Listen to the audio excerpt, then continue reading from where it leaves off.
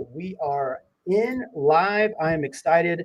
This is the first video live stream of 2021. We are back at it. I apologize. I know a lot of you love the live stream.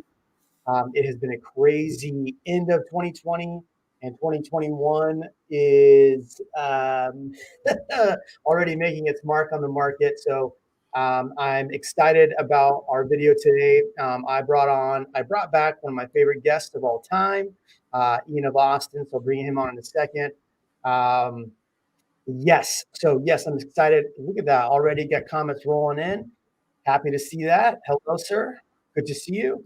So here's the deal. So today I'm going to start off by talking a little bit with Ian about what he's seeing in the market, what I'm seeing in the market. And here's the deal.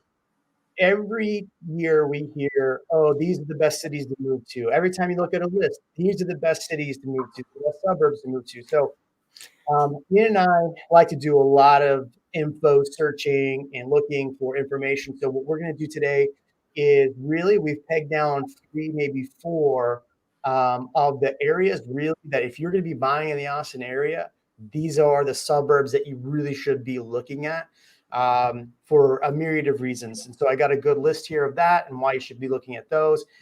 So yeah, that's going to be the video today. I'm really excited. Let's bring on Ianofaustin, one of my favorite Austin realtors. Hello, sir. How's it going? I can't be your favorite Austin realtor. I mean, maybe I can be your favorite Austin realtor for everybody else. I'm Ianofaustin, the second favorite Austin realtor, I think is how I have to say it. On your channel, I have to on say my channel. Yeah. I've noticed on your channel now you started saying I'm your favorite, not Jeremy and we not favorite, but I mean, I got to come up with some stuff. I think I said your real estate guy is my most recent one. It's something different. It's something. We'll work on it. We'll work. We'll work on it. I need some help. Well, cool, man. We are getting close to closing out the first month of June of 2021. Give me your view of what has happened or transpired at the beginning of this year. There's so much to say, and it's hard to like boil it down into a small amount. I think one way to say it is no one expected this. At least I don't think anybody really expected this. We're at the point where I have a dedicated assistant. I kid you not, a dedicated assistant that is calling builders for me full time to find out if there's any inventory and keep my lists updated. That is crazy. That's how bad or how low the inventory is right now. It's incredible. So when you're thinking about buying a house, like you're like, okay, right now is a good time. Everybody else was thinking that 6 months ago because they saw the jobs that were coming here, and it's getting very tough for anyone to be able to keep up. So that's really important. Yeah. I mean, I had a conversation with somebody today and they were like, yeah, it's kind of crazy. I wanted to do this year, but it looks like everybody is now doing the same thing I wanted to do a year ago. So, it's kind of painful. I had a listing that went on the market.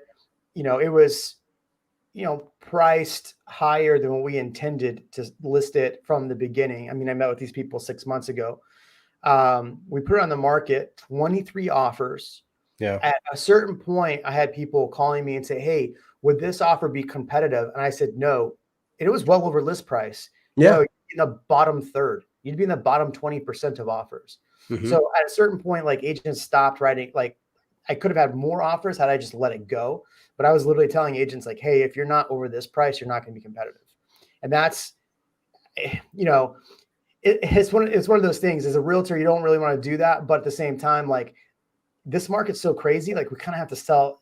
At some point, us agents have to save each other time. And if it's not going to be worth it for your client to write an offer, even if it's 20 to 30 grand over, like that's absolutely. So, and not just over list, but with the appraisal waivers. I don't think people understand. Like I'll call the other agents back and say, hey, are you planning to submit an appraisal waiver for this? And if they say no, I can't change their offer, but immediately that means something to the seller. Right. And so explain, I mean, I've talked about this on my channel, but explain what appraisal waiver is. I think the best way to say it is if, let's say it's a $400,000 house and the appraisal comes back, you're getting a loan against this house and the bank says, you know what, we think it's only worth 390. So there's a delta or a gap of $10,000. You as the buyer have to be willing to bring that extra $10,000, no question, and you can't back out based on that gap. So you're bringing $10,000, you're probably bringing your closing costs, and you're bringing your down payment. Right. So this question that's popped up, do you think offers are coming in from investors or home buyers? This article I just saw from this is New York Times. It's talking about the mass exodus out of the Bay Area, basically. The reality and what I'm seeing, and I know you're seeing the same thing, I would say 50% are investors. The other 50% are people trying to buy homes. Yes. I have 10 plus investors reach out to me a day now, wanting to buy an investment property. I know I'm telling investors, and I'm sure you're doing the same thing. If you're not willing to go 50 plus over list price, it's not worth your time. Well, and of course it depends on what the price point is, but yeah, if you're at the 400,000 range, absolutely. 50,000, no question. Yep. So, well, cool. Let's dive into kind of what we wanted to talk about. Keep the comments coming. I really appreciate them. We're going to try to get to a lot of these comments because there's some content that I really want to get through. Lex, what's up, man? Aaron, very tough indeed. Afro Capitalist, this video is for you, my friend. So stay tuned. So here we go. So I wanted to chat and talk about some of the areas that I feel are the areas you should keep an eye on for 2021. And there's a couple reasons. Number one, I wanted to add a lot of different reasoning, right? Number one, I looked at schools. When we came up with this list, I looked at drive time to downtown. We looked at price ranges for what you're going to find. And then we kind of looked at where developments are going. So what other new kind of fun, commercial developments are going to be coming in some of these areas. So because this is my list, I'm going to start out with Dripping Springs. So for most people, it's no secret, Dripping Springs is probably my favorite city in and around the suburb around the Austin area. I feel that if somebody wants to not be in the Austin area but be a little bit country, a little bit rock and roll, and have a really good school district, that's why I like Dripping Springs a lot. The thing with Dripping Springs, though, that you're going to run into in this area is that there's maybe one actually brand new, just hitting ground development, and they don't even have prices yet. They've actually barred from me from talking about this development on my channel. I called them to get information, and they asked me, please do not put this on your channel yet. Legitimately, because there is one development coming out. But a lot of these developments that you're seeing, like Parton Ranch, is really more. Parton Ranch is really more kind of southwest Austin, but it's still in the Driftwood area. Parton Ranch is a great neighborhood, but their prices are now in the sevens. High Point just is at their closeout; they're in their sevens. You have Big Sky Ranch, which is going to be even further out. You can get in the 450s, very tight neighborhood as far as just getting in and out. Calaterra is still available to build in. MI Homes has a development coming out there that you're going to be in the mid fives, but it is a little bit further out. One neighborhood I'm really excited about, it's further out, is Esperanza. It's all acre lots, so people want acre lots. I get that a lot. Really great for that. As far as an investment standpoint, if you're going to buy and hold, definitely a good investment standpoint, I think, because there's going to still be a lot of development out there. One thing that's going to be coming out there soon, and I'm pretty excited about. Let me go back to my split cam here. One of the things I'm excited about is they are opening up a venue, a Dreamland venue out there for 2021. So they're going to have outdoor entertainment venues, art venues, tennis. This is like the most like Austin feel is these big barns that you can just do whatever you want in.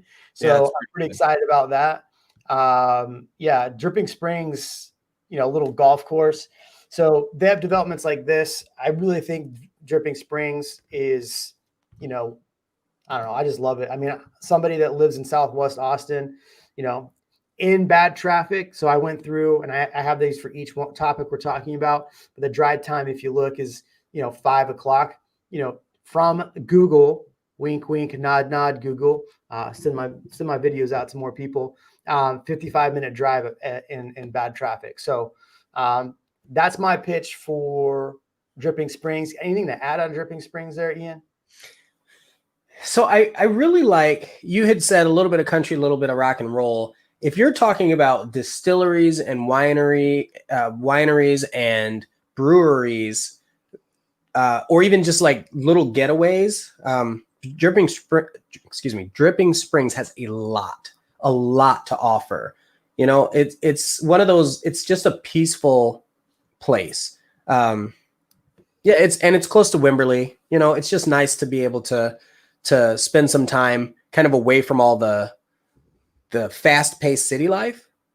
That's how I feel about Dripping Springs. Yeah, I agree. And you have this is like the antithesis of what Southwest Austin is that you have stuff like this, which is Is that Treaty Oak? Yes, Yeah. I'm over. Yeah, Treaty Oak. Nice. Really, you can do tastings out there. It's kid friendly, believe it or not. I've done some videos out there actually. This is the country life right here. You go out, have a beverage, enjoy life, and really, there's a lot of space out there. There's a lot of land still available. So acres of land. So I mean, you can buy, you can buy acre land out there and see some really cool lots, especially with Esperanza. Let me pull up Esperanza in a second. But Esperanza would be a good one that's coming out there as well. Yeah, I like it. If I can pull up Esperanza real quick. Esperanza. It's 2 builders out there that are the building in there. And I've talked to them. You're going to be on acre lots, but you're also going to have Toll Brothers. There we go. Add back. So you're going to have, acre lots out there. I don't think they're going to have a pool or amenity center, but you have a lot of space where you can actually, put in a pool. So all the lots are going to be gigantic lots. So you're looking at 3,000 square feet, 4 to 5 bedrooms. So yeah, pretty cool. I love it. That's my pitch for Dripping Springs. It's amazing. All right, so let's jump into our next area. Ian, we're going to talk about Leander. It's the place everybody wants to hear. Now, look, here's where I'm at. Every article. Where are you at, Jeremy? Here's where I'm at. Every article you read, where's the best place to move? It's like Austin, Round Rock, right? It's the suburb, Pflugerville. That's what you hear all the time. So guess what, folks? Round Rock and Pflugerville are not on this list. We chopped them off. We took them off at the knees. They are not on this list because you know what? They're overhyped, overrated. Now it's Leander's turn. Ian, hit me up with Leander. Go. Man, there's so many things. I think to start off with Round Rock and Pflugerville, what's happening is they have been in the news and in the growth trajectory for a while Leander was like the sleeping giant. It's been growing. Right. The school districts all have comparable ratings to a comparable rating to Dripping Springs. And I think one of the secrets is you hear the term Brushy Creek a lot, right? Well, Brushy Creek is in Cedar Park, and the next town over is Leander. So they're touching. They actually share an ISD, Cedar Park, Leander ISD, right? The thing that's really important is there's a rail line along, almost along 183 that heads to Austin downtown. And a lot of people, they're catching that late. Like that's the only train out of Austin that's further than the Austin city limits. So that's a big deal. So that Yep. little metro train that goes all the way up to Leander. So it takes you from Leander to 4th Street. So if if you're able to hop on the train and go downtown for the weekend, that's nice. You don't have to deal with the traffic. Right. Helps. It goes along places like Apple, the new Apple campus. It'll go right along there. It goes along where the Domain is. It goes along all these places that people spend their time. Yeah. And where else in Austin do we have a train to downtown so far? That's what I mean. Not yet. Not until Prop A, starts getting funded and our taxes go up, and then we end up paying for it. Yeah. Then we have 34 lines or something like that that'll be added, give or take. And so right now it's the one to Leander. That's what you have. And look here, the school districts, so you have to look at the school district map on this, because part of Leander is going to be Georgetown's schools. And we'll talk about maybe we'll talk about Georgetown next. Yeah, we can. Double wink. A double wink. But the thing with Leander is that the Leander ISD actually encompasses a lot of Cedar Park too. So if we're looking at the ISD, most of Cedar Park is actually in that. And so I pulled some numbers of Austin. Yeah. And here's the reason that I put Leander on this list. So Leander ISD, actually, I'm going to ask you a trick question. Uh-oh. Which ISD had the most sales in the last 365 days? I mean, I guess I was gonna say Austin, but if we're talking suburbs, let's go with Leander. Suburbs. Is that it? Yes. Ding ding. Okay. Yeah. Austin ISD obviously had the most sales, right? But Leander had the number one sales outside of that for any suburb. So that's going to cover Cedar Park, but Leander ISD, almost 4,800 sales in Leander ISD. It's interesting because Leander has a lot of land, a lot more land than people were giving it credit for. So these builders were on it. Yep. They were building homes like crazy while people weren't paying attention, or while they were paying attention to Round Rock. Right. And that's the other thing to talk about. So here's, as far as developments that are coming up, you have North Line, which is going to be in Leander as well. It's going to be up off the 183 toll road, but it's going to be a mixed use development. So this is planned for next year, for this year, 2021. So there's going to be a ton of stuff going on in Leander. Already in Leander, you have the HEB Center, right? I mean, it's Leander. You have the HEB Center, so all the hockey is done there. Yep. As far as complexes that are close by, you have the Costco, that whole Costco complex is right there off. It's not Hope, but it's the one just next to that Winter House, whatever street that is. So you have that huge Costco complex, White House. There you go. Shopping centers. So there's a ton to do in Leander. And I think, while Round Rock gets all the love, right, for having the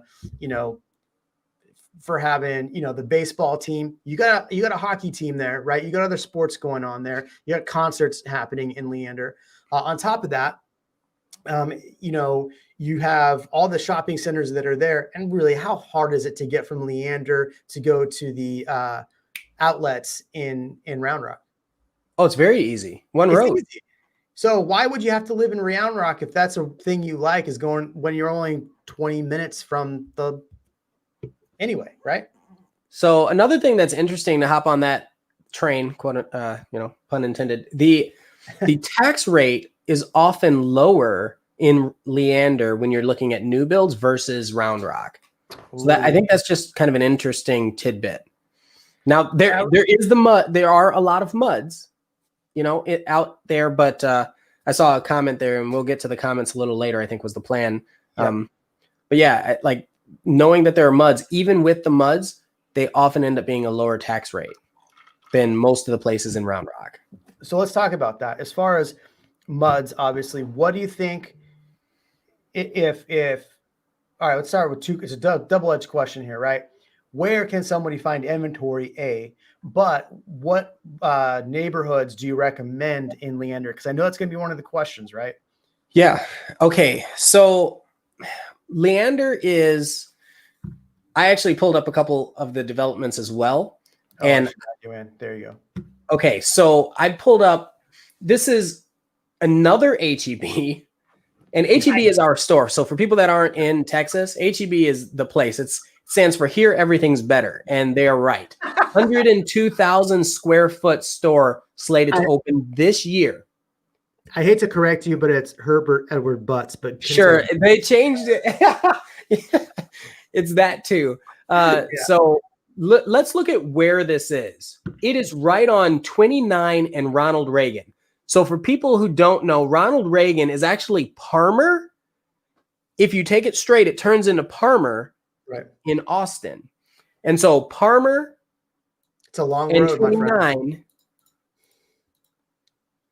So Georgetown, Liberty Hill, Leander, that's like the Tri-City powerhouse area. And HEB smack dab in the middle of all three of them. And then there's a train. And then there's all these builders. Costco close by. And there's a Costco. And the school system is rated extremely high. So it's an, I think, underappreciated development. I know it's just an HEB, but it's not just HEB. When HEB comes, all the stores come along with it. So there's another development that's really interesting, not far from here, and it's called the Crystal Lagoon. It's called Leander Springs is what it's called. This is what I wanted to bring up. I couldn't find the link for it. Thank you, my friend. No problem. That's why you're on the channel. Yeah, I mean, it's seriously. So look at the roads. 183 is one of those other roads that takes you up to Leander. So there's Ronald Reagan, and then there's 183 that take you up there. And it's one of those developments that you have to pay close attention to. Very, very close attention to. Because not only is it shopping and retail, but they'll be adding townhouses, condos, and apartments. And so anytime you have that kind of growth, think Domain, right? Think Mueller. Yep. And we just pointed out two of them. There was North Line Station, and there's this. Now those are going to be such a big draw to the area, and I don't think people understand it, or maybe they do, and that's why you can't find any houses there. So that's actually a good point. So let me ask you this question then. So if we're looking at Leander, I mean, the problem with most people is that the median price as of December, what I think was like $440, something like that in Austin. Yeah. So people are pushed out. The biggest problem we have right now in this market isn't necessarily the lack of inventory. The biggest problem we're facing is the lack of builder inventory. Yes. So where is one of the neighborhoods in this area that you really think is the go-to place for somebody, and where they're not blowing out tax rate? Yeah, that's interesting. I think there has to be a comfortable, you have to have that comfortable conversation internally saying, oh, these taxes are going to hurt, but I'm getting so much appreciation, and maybe my rent values will be sustained if they're investing, or maybe it's a super high quality of life for my family. Like, those are the things that you have to evaluate, because the taxes are going to be the taxes. It's hard to find something at less than even 2.5, which that's hard to find that. And people are like, 2.5, that's double what it is in like California. Like, that's great. You're leaving California. Right? Because the taxes are 3 times or 4 times as much. And so, I mean, it's important to consider that, right? Like, I understand taxes they're tough. They're tough to deal with. It's like insurance. I don't like paying insurance either, but it feels great when I have insurance if something happens. Taxes, it feels great to know that I'm in the top school district because I'm paying more into taxes and they're doing right by me. Right. My roads aren't torn up. Well, get off my soapbox, right? Get off your soapbox and answer the question, Ian. Come on. So one of the neighborhoods I really like out there. So I saw somebody put a Bar W Ranch. That had come and gone very quick. Bryson is actually the next one I was going to mention. Yeah, Bryson. Currently today, you can't find anything under 400 currently today. Right. And they're working on multiple phases to build out, and it is going to be a powerhouse community. It's a gorgeous community. Some of the houses in there are farm style. It's really cool. Go ahead. So I have this pulled up here, and so here's where people get Yes. really confused. I love talking about this little thing right here. Lies. This from. Lies. So this model's base price is 360. No. But then you got to find the lot premium, and this is where builders are gouging people. Like this is the most frustrating part. They're gouging people on the lot premium. So 360, now add 40 grand for the lot. And then you got to add the upgrades in the home. Maybe you want an extended patio. Maybe you want a bigger shower. Maybe you want. Can I give a hint when you have a second? Get it. Go. Jump in. Here's the hint. Look for inventory homes in that same area. Doesn't mean you buy an inventory home. Yeah. It doesn't mean you buy one. But what it does is, so you see this Hudson that says from 360. If you go look at that same plan, that's an inventory home, it's going to be 423. And you're going to say, why is it 423? And it's because they've already tacked in all the upgrades and the lot premiums. That's the only way you know what your prices are actually going. That's one way you know what your prices are actually going to be. Yeah. Yeah. So let's go back to the question then. What neighborhood would you recommend for people looking in Leander? So right now, a neighborhood that I know houses exist until this stream gets out there. So to tell people, let's be honest. Let's be honest with people. Oh, did I lose Ian? What happened? Oh, you turned off your camera. I didn't turn it off. I think I got some issues. My cable. Let's see if it comes back. It's gonna come back. I'm gonna get it. Well, I'm still here. We can still talk. Okay. So the biggest problem with us talking about this on streams is people catch this and then they go call the builders, and then all the inventory we talked about is gone. And I've had that happen. I've actually had builders thank me for talking about their developments because they've sold. I didn't get anything out of it, but they got to sell homes. So lucky for them. Ian. Right. As long as they let you know, right? As long as they ask you to represent them. Well, that's the problem. They just go. They go and forget to say, hey, Jeremy sent me. So it's all right. Well, it is all right, except then they call you later and they say, hey, can you help me? It's like, no, I actually can't because I'm not allowed to. Yeah. By the letter of the law, I'm out from helping you. All right. So while Ian figures out his camera issues, so there are a lot of good options out in this area. One area that we get asked about constantly is Treviso. Yeah. Treviso is a no-go. Yeah. I hate to tell people that because everybody reaches out to me like, oh, what about Treviso? What about Treviso? What about Treviso? I'm not going to lie to you. Treviso's a joke. Your camera's killing me, man. Dude, it's not even like, you know what it is? It's the cable. I kicked it. I kicked the cable. So here's why Treviso's a joke. You have two builders in there right now. One of them is only releasing one lot. They put everybody in this long list. Once they get 2 or 3 properties under contract, they raise the prices again, and then they will take another contract, and then they raise the prices again. So if you're looking at this base price, and then all of a sudden it goes up 30 grand by the time you're actually close to the end of the list, now you're priced out of the neighborhood. It's a great neighborhood. The tax rate's a little high. It's like 2.9%. But if you're sitting on that list, it sucks. You're sitting there waiting for months. And it might not be till like June of this year that you actually get a chance to write a contract. And then the price goes up. And then on top of that, they're raising all of the lot premiums every time. So the longer you wait on the list in Treviso, the higher the prices get. And so it's funny you say that because a lot of the builders are doing that, but yes, Treviso is very bad for it. Yes. So this is one that we should maybe chat about, Ian, is Perry Homes in Santa Rita Ranch. Yes. I was just there over the weekend helping sign a build because I don't want to troll through the comments, Ian, but I live in Trevisa and I approve of this comment. Yeah. All right.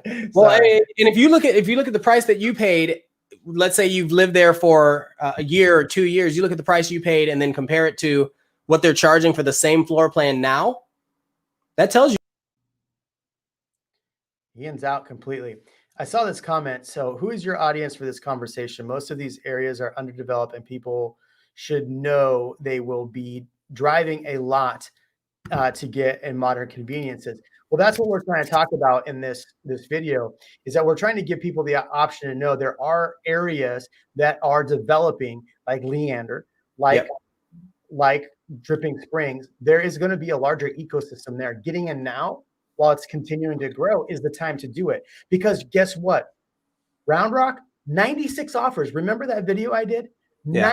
96 offers on the property in Round Rock. Stuff selling for $100,000 over list price in Round Rock. Everybody wants to be on Round Rock because it's cheap. Well, you're not making it cheap every time you write an offer $100,000 over list price. And Exactly. Owner that's sitting there going, wow, my property values went up 150 grand last year. It's awesome. And then the tax district's going, awesome. We're going to raise your taxes like crazy, guy. And you're like, so I think that's the biggest problem. We're doing it to ourselves. We're doing it to ourselves. My whole thing is I want to do a whole video on Don't California My Texas. And I want to do this video not on the fact of politics, but we are turning into that Bay Area problem. It is going to happen eventually. Can we continue these price increases? Ian's out of here again. I'm here. God, I'm right here. I didn't touch a thing. As long as you can hear me, that's what matters. Yeah. So, but that's what's happening and that's who this, to go back to this comment, why I'm going on a tirade about this is that people are being forced out of Austin further out. And so we're trying to give you the options of these suburbs. So there you go. So he signed January 19th, 20. That's today. No, that's a year ago. Oh, 2020. Gotcha. So okay. It's been 1 year. Same floor plan now is 70 grand more. So, everybody needs to simmer down. I'm sorry, it's tequila night. It's tequila. That's it. Who's everybody? What does that mean? Yeah. Okay. So, Ian, let's 70,000 is a lot of money. It's a ton of money, man. All right. So let's head over. Let's keep going. So, what other neighborhoods are you suggesting for? I really wish your camera was working. Yeah, I really wish it would too, but let's go ahead and keep talking about it. So, so we're still talking about Leander, right? Yeah, developments in Leander. We talked about the HEB, we talked about the Cedar Park Center. So you touched on the Cedar Park Center.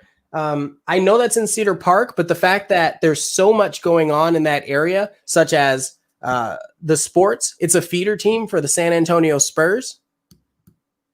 Yeah. Right. Austin Spurs. That's huge. You talked about the hockey. Did you talk about the fact that there are like church events there?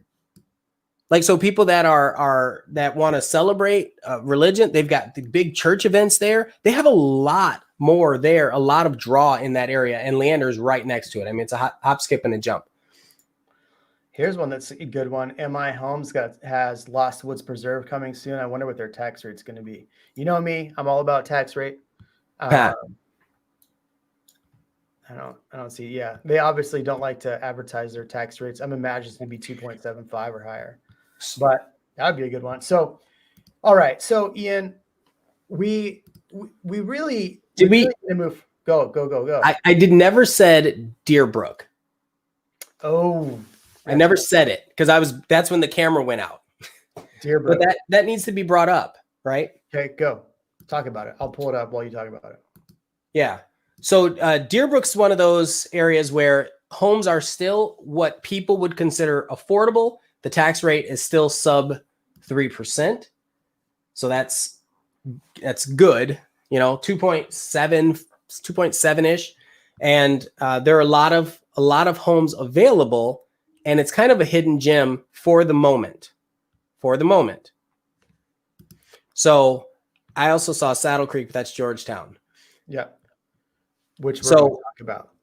Yeah, so there are only a few builders there, but it's good to know that you do have options in Deerbrook. Yeah. So this isn't giving me pricing on Deerbrook. What do you think pricing is going to be in there? When I was there last, I mean, there were still some at 360. Okay. 380. And I think I have a client that just went under contract in Deerbrook. I want to say it was only 2.75 tax rate. Yeah, 2.75, I think is what it is. And again, it does depend on the builder. A lot of people don't understand that going to different builders radically changes your price point. Right. Radically. And so if you look into those different builders, like Jeremy had mentioned, the lot premiums and the builder upgrades, and sometimes even incentives. Some builders, it's incredible. Some builders, even with no inventory, are still offering incentives, such as I know one builder that's doing $4,000 towards closing costs, and they're paying your title policy. Nice. Well, That is nice. That's not very often. No, it's not.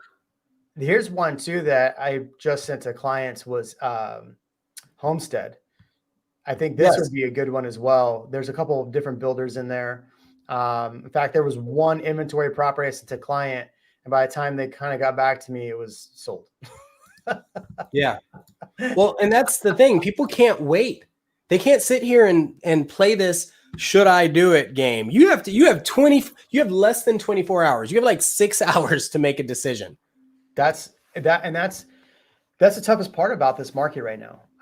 Is that people just don't have the same time frame to think about things. I mean, really, if you walk into a builder and they say, we have this, I have a great example. I had a client walk through a builder. I gave them 5 or 6 builders to walk through. They walked through one. They said, hey, this one just came back on the market, or it's about to come on the market. We're going to put it out tomorrow. That person walking out right there just terminated. Yep. Here's the opportunity under 275. Yep. Under contract. And better be.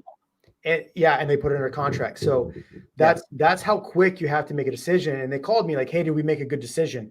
And I walked them through it. And I'm honest with everybody. I know you are too. That's why you're always on my channel. But I went through them and gave them the pros and cons of their decision, because they made a decision like that. And guess what? It was a very good decision to go on that. Yeah. I mean, so imagine what would happen if they didn't take that offer. You can hope that it's going to happen, but hope doesn't pay the bills or feed the kids. Like hope doesn't get you a property, right? And you are pretty confident, like with a 90% certainty, that of all places in the United States, Leander, Texas is going to continue to grow because of all of the industry that's coming here. Right. And that's the thing. So we're talking about all of the developments that are coming in there. I mean, you brought up the Lagoon. I showed which one was it? Northline. You showed Northline, right? So there's all of this stuff that is coming there. And so for people looking to somewhere that maybe not be in Austin, it's a fantastic option. Yeah. So so I said I was going to go through comments, but I feel like this is a good comment. I feel like I'm going to get priced out of Leander. Really wanted to move there, looking into Bluffview, Deerbrook, but wanted to hear back at Santa Rita Ranch and Liberty Hill. I know you've helped quite a few people in Santa Rita Ranch. What's your opinion on Santa Rita? Oh, I love it. If you're looking for it, that community is going to be 6,500 people. 6,500 homes. It's going to be 12,000 people. Yeah, 12,000 people. And you can get houses there. I was just there this last weekend. I was at Santa Rita Ranch, Deerbrook, a couple others that we're going to mention here in a minute, Rancho Siena. At Santa Rita Ranch, you can still get houses for about $450 ready to go out the door. Yeah. For $450 though. So that's with lot premiums, with everything on all upgrades. You can make it happen. But still, like, what if somebody's trying to be under $450? Where's the under 300s? Georgetown. Georgetown. So there's some. It's real hard north. Right now, it's real hard to get something that's in the 300,000. I put a video out 1 year ago for Santa Rita Ranch, and it was a $300,000 community, and then people discovered it. Well, they should say, like you said, people were just putting offers in and willy-nilly, and now everybody's being priced out. Yeah. So, Aaron, I appreciate your comment. I went off on a side tangent there, but 750K minimum in Bee Cave is 100% right. I was showing people in Bee Cave 2 months ago for 640 ish, and we were seeing multiple offers, and they were like, "Oh, well, we'll wait." Nothing has hit the market, nothing. And you're right. Now 750 in BK, one of my favorite areas, and that's kind of why BK is not on this list. You can't find anything. All right. Well, I see that you see that ready to build you have up there. Yes, sir. In Santa Rita, the one at the bottom. So it's 1,500 square feet, 3-bedroom, 2-bath, and it's still going for 323 before you start pressing buttons. Yes, before you do anything. Right? They're not. That's like they're still going to charge you for the land. They could charge you $20,000 for the land that sits under the house, and then they can charge you. They're like, wait. You want a garage door opener? Oh, I mean, that's another $600. You're like, what? Yeah. You want grass in the back of your yard? Yeah. Do you want the strip of grass to have water or sprinklers? Yeah, sprinklers. There's another $1,500. Lines, gutters. Yeah. And then when you start hearing that you need to water your foundation because you live in Austin, and they're like, well, we're not going to give you gutters. I'm like, gosh, I might as well pay for that. I might as well pay for this. So that's how it adds up. And I recommend getting gutters, even though it's an addition. And we have really expansive soils out here. So if you don't get gutters, it could cause 2 foundation issues. So it can. All right, Ian's back. All right, Ian, I keep going back and forth. 13 seconds. Yeah. Okay. So, all right, we're going to keep this moving, but Charles, yes, a house like that probably would go for $1 million, not 800. Come on, man. Well, and you're right. But how long? The question is, how long will it take before that happens here? I mean, I just sold a 1,700 square foot house in my neighborhood, right? We're a premier neighborhood, right? Circle C. And what was a 1,700 square foot house went from 500 and escalated very quickly. I can't tell you what it is under contract for, but it escalated so quickly that we just set a massive record. Right. Massive record. So, okay. So let's talk about the next community, right? We talked about, did you have another point on Leander? I'm ready to go to George. So a lot of these comments are actually talking about Georgetown, which is interesting. We're not talking about Georgetown. This is a psych out, everybody. We are not talking about Georgetown. All right, we're not talking about Georgetown. All right. So Leander versus Georgetown. Here we go. All right. Yeah. I'm going to let you start out, Ian of Austin. You start giving us your pitch on Georgetown. I'm going to start getting some graphics ready. Okay, there were a lot of things that people had mentioned about Georgetown. So I saw a comment that said Morningstar. That's not Leander. That's Georgetown, right? Terra Vista. That's not Round Rock. That's Georgetown, right? Oaks at San Gabriel. That's Georgetown. So all these comments that are coming up that are referring to these communities, they're actually Georgetown communities. Now, there are a few others. The thing about Georgetown is you have the lake. You have Lake Georgetown, which is an excellent place for boating and camping and that sort of thing. Georgetown also has Sun City. It's very famous for that. And it has the square. I'm going to say you have toward the square, you have a different vibe. Is that fair to say, Jeremy? For sure. The square is totally different. Yeah, it's a different vibe. And then just across I-35, they created something called Wolf Ranch. And Wolf Ranch Town Center has a lot of stores and retail and apartments and all that sort of industry stuff. And then just west of Wolf Ranch is the Lake Georgetown. So there are a lot of developments that are near there and along that road that go between I-35. So I-35 splits your east and west Austin, and it goes north and south from Dallas to Mexico. I-35, that's an important road to know about. All the way over to 183. That is the section of Georgetown that people are most interested in because it's really close to that Liberty Hill and Leander area that I was telling you about. So the only problem today is that there is you're kind of stuck in between. You know what? Can you share this map that I have shared? Show this map that I have shared. You realize you went back out again, right? Yeah, but you can still see the map. It's just my Yeah. my visual. So I-35 here, 183 over here. The problem with Georgetown right now is a lot of the developments are along this road, 29. Yep. There is no way to get from 29 over to 183 or over to 35 quickly. That's where the beauty lie. They are working on some highway structures. Yeah.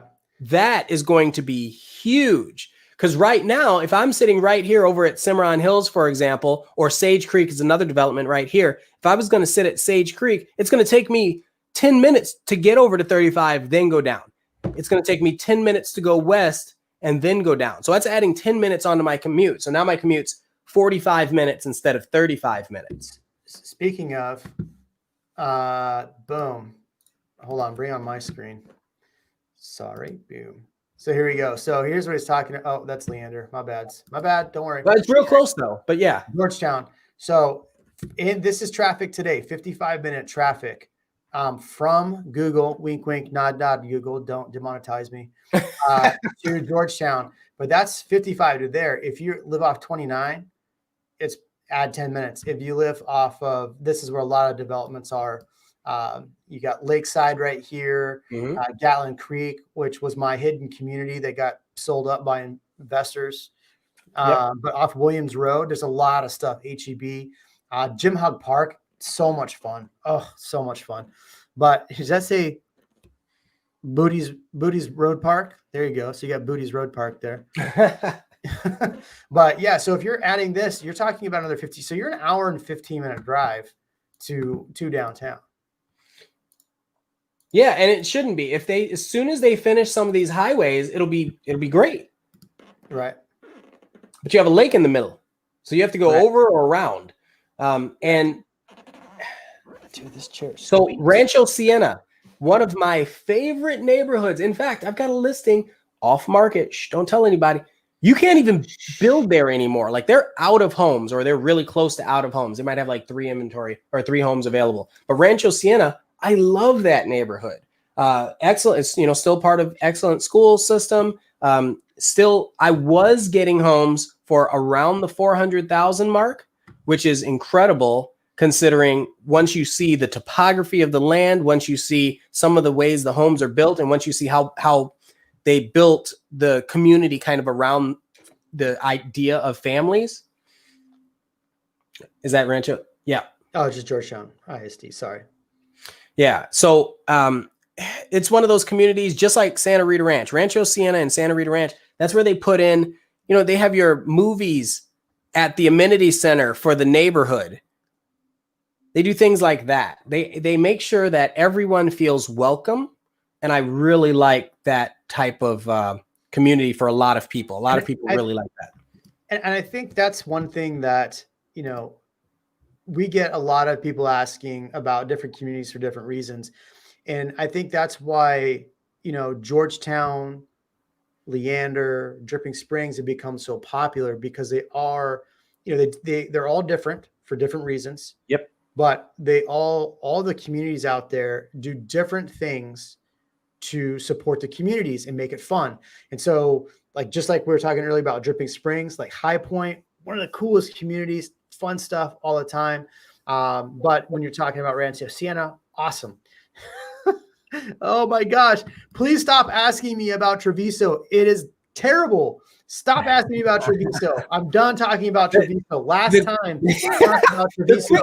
The quick answer is, yeah, it's great, but it's going to be hard for you to get in there unless you're buying a resale home, which is, if you have the budget and you can find a resale home and you're willing to put 100,000 over, then let's do it. Right? Like that's the answer. Right. Because that's the other thing is Taylor Morrison, what they're doing is they're doing you have to bid on the lot. So they're the lottery. Yeah. Yeah. So you have like 2 lots available, and then you got to bid, and people are bidding $100,000 to $200,000 over on lots just for the land itself. And then you're going to build a $600,000 house on top of it. Like it's like, stop buying in Treviso. Stop it. Yup. Stop it. Don't do it. All right. There you go. And see, they're laughing. See, Yuppie, sorry, you're late to the stream. We talked about Treviso earlier, so just having some fun at your expense. Appreciate you for commenting.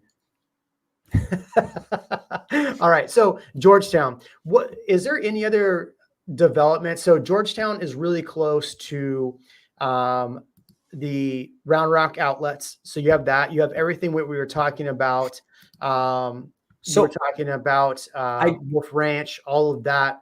I do have a couple others. There's one called Riverview.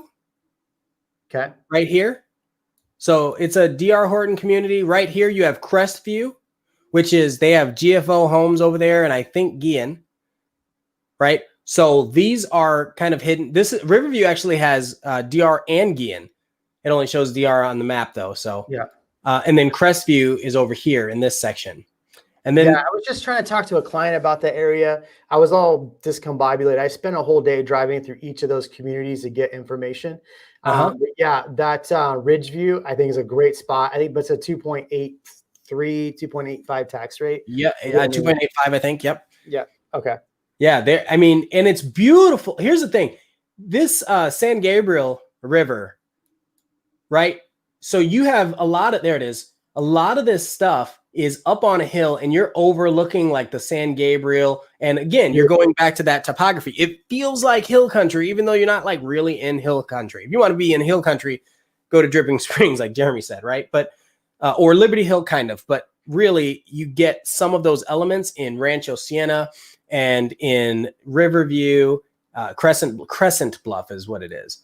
Oaks at San Gabriel. Did we talk about that? No, I actually have a client under contract.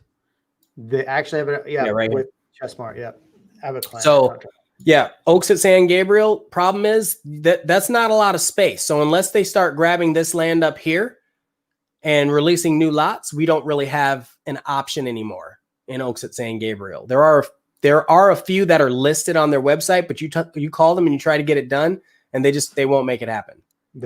That's actually one of the hardest problems that I'm running into with a lot of builders is you can't even get a builder on the phone. If you want to just ask ask questions about it, find out what inventory they're going to have, there's not even anybody in the sales office anymore. I think they're giving up.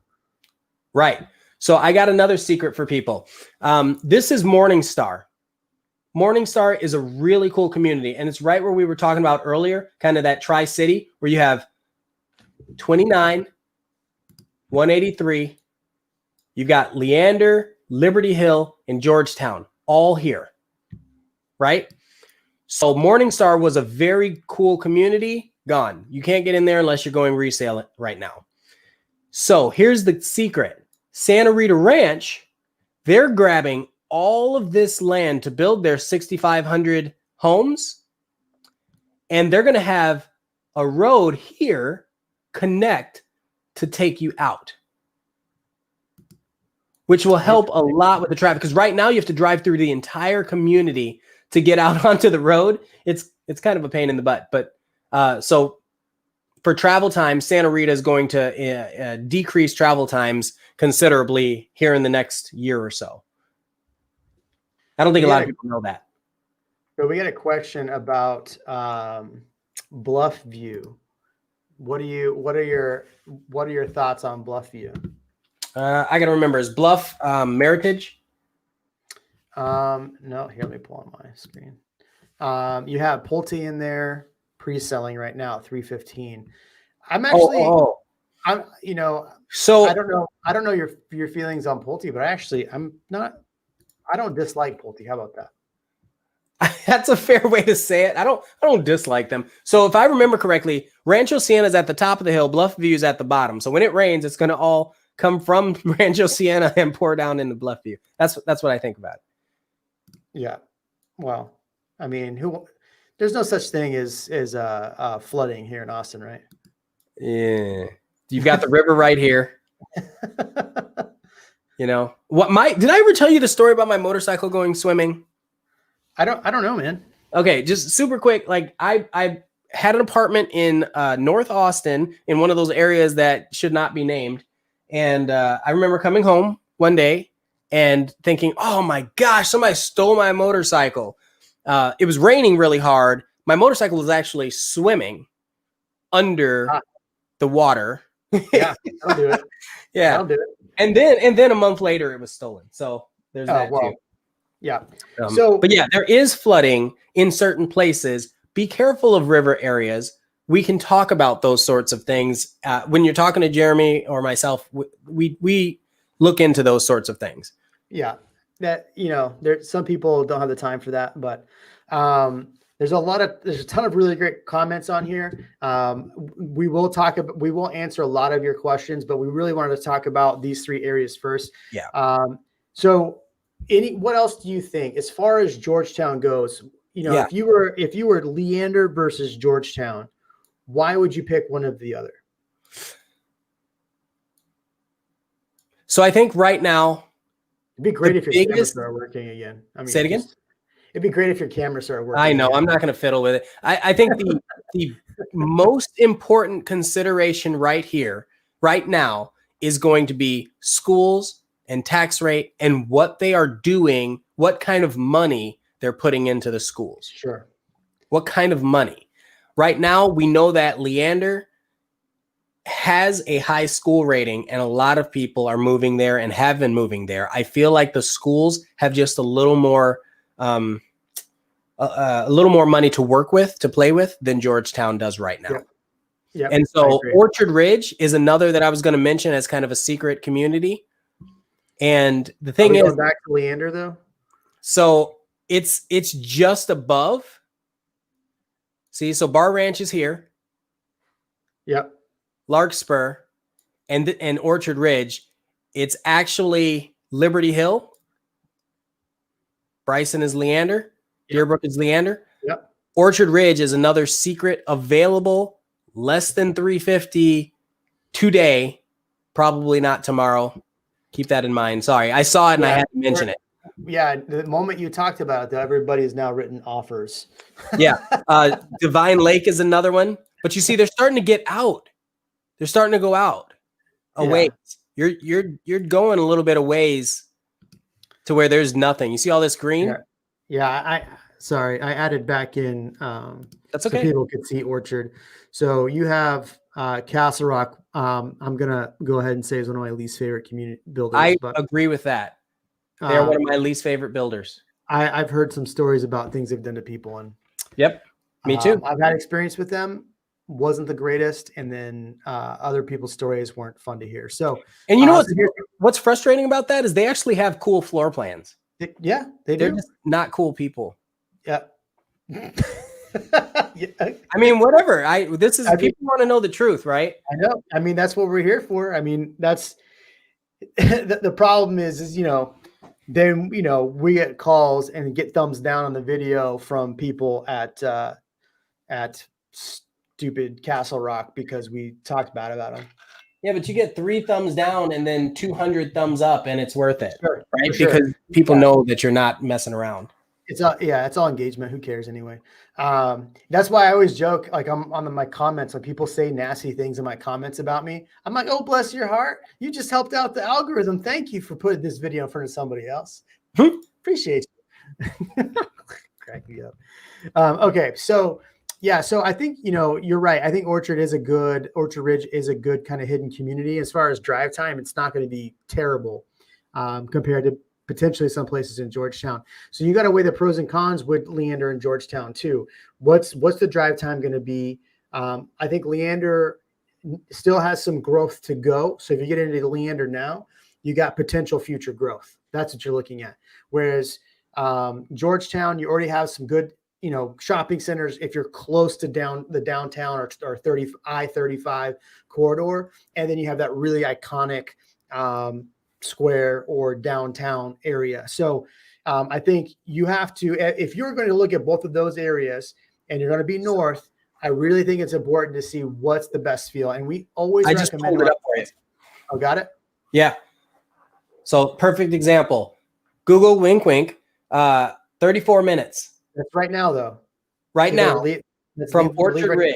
Sure. So if we leave at, let's say, I'm going to do 7:30 a.m. There you go. 15 minutes. 35. One more minute.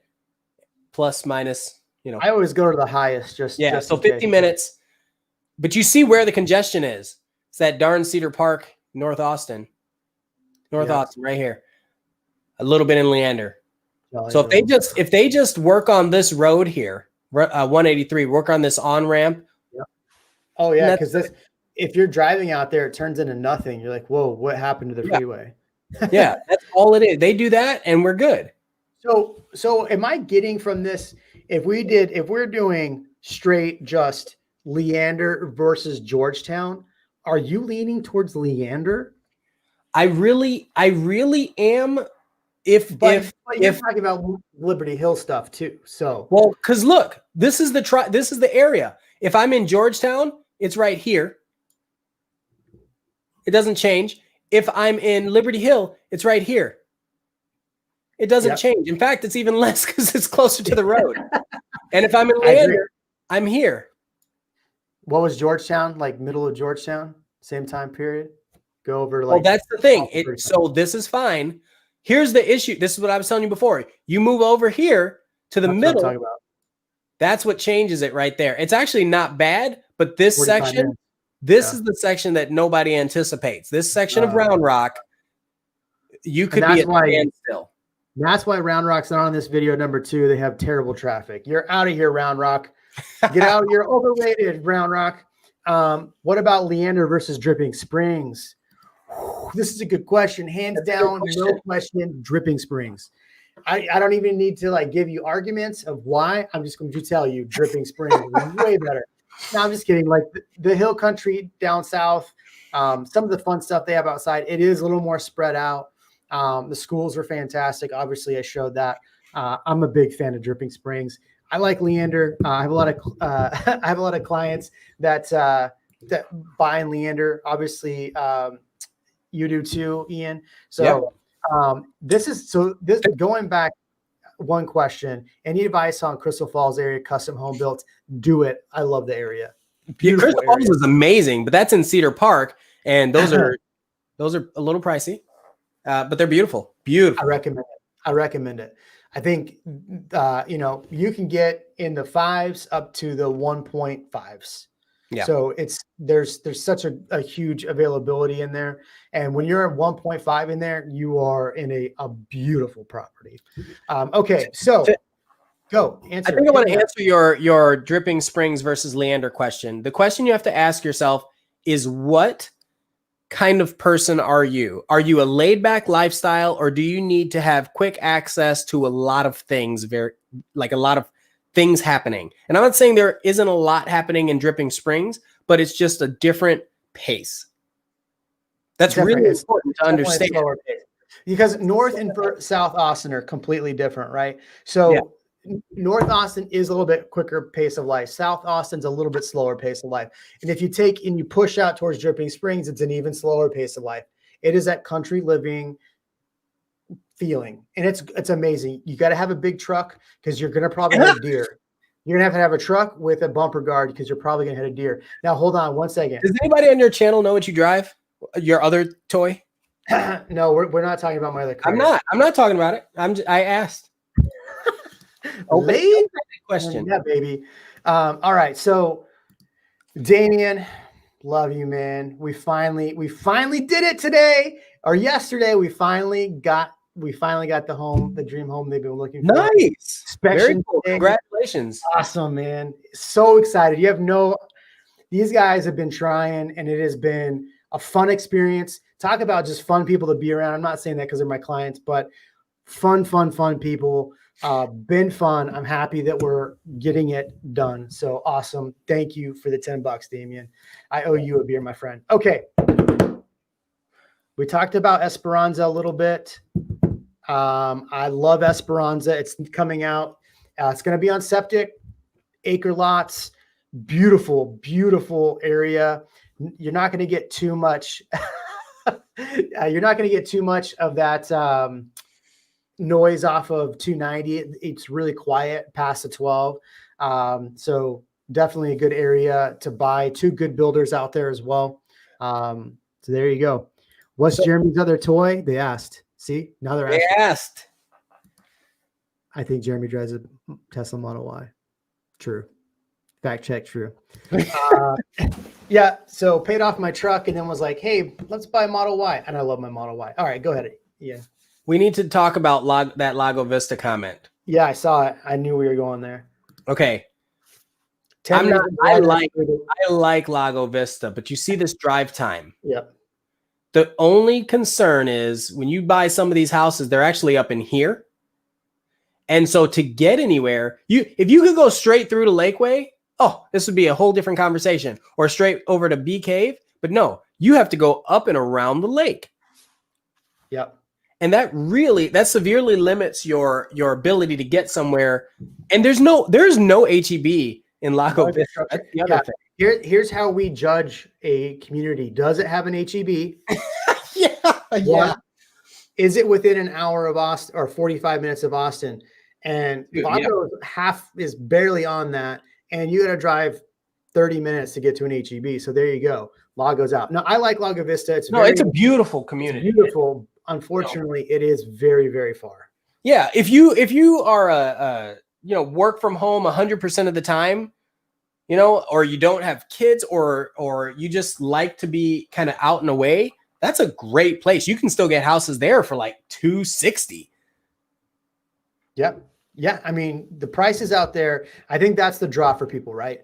Yeah. Is price. So the top 3 that we're giving you on this channel for this is Dripping Springs, is going to be Leander, and it's going to be Georgetown. So from this, we will talk about other areas because I've seen the comments, but those are our top 3 for 2021. So Dripping Springs is on there, number 1, because it's my favorite. And then it's down to Leander versus Georgetown. I don't know. I want to hear the comments from you. What do you think? What's better, Leander or Georgetown? I want to hear you in the comments. If I could put a poll up, I would. I want to hear the poll. So let's talk about other areas. So people are wanting affordable, Ian. Yeah. So we God, I wish your camera was working. This is I do too. I ordered the cable today. It's a little mini HDMI cable because I can't, I got to be a little fancy. I can't use a webcam. Pull out your phone and jump in the link on your phone. I could do that. That's fine. See, that's smart. A good idea. What I am as a realtor is You're adapting. That's all I do is problem solve. Okay. Right. So Pink said that there is a HEB in Cedar Park 15 minutes away. Too far. Nobody wants to drive 15 minutes. I'm just giving you a hard time. All right. One more question here. It takes long to get to Austin from Lago Vista as it does Dripping Springs. Hiding that comment. Pink noted. All right. So let's talk about other areas. So here we go. See, let's start here. How good is Buda for an investment? I think Buda is the most underrated city in around the area. The prices are going to be a challenge, right? To get under 400 right now. You do have communities like Sunfield, but it's 3% tax rate. There's a couple other communities there that are 3% tax rate. You're better off buying in Buda as a investment property, as a resale property, because a new build, there's not a whole lot, and you're going to be spending a lot. And that's the problem is you're going to, here we go. Let's take this guy. See, look at that. Boom. Problem solver. You're welcome, everybody. You are welcome. So again, I think Buda is probably the most underrated area. Kyle is the next most underrated. There are some, communities east of I-35. Now, there are some issues with living east of I-35. We're going to talk about east of I-35, but living east of I-35, you run into issues topography-wise. You get a little bit more foundation issues depending on where you live. Round Rock, Pflugerville, you see foundation issues. If you're going down to east side of Kyle, Buda, East Austin, you run into, because the topography changes. It's a little more expansive clays and things like that. So you run into, Ian, come on, you're killing me, man. I'll let you fix, but now I can't hear him. Unmute. You're on mute. There you How's that? You got Better. some feedback, but you're good. Okay. So you got some feedback. All right. So the thing is, living east of I-35, you will run into some issues with expansive soils, especially if you're going to be down in Kyle and Buda, where it's a farmland out there. If you're going too far east, Round Rock, you'll run into some issues there. So keep that in mind. But some of the affordable places that people are going are now becoming less affordable. Number one is going to be East Austin, looking at Tiermo, looking at a lot of those communities that were low tax rate. Del Valle.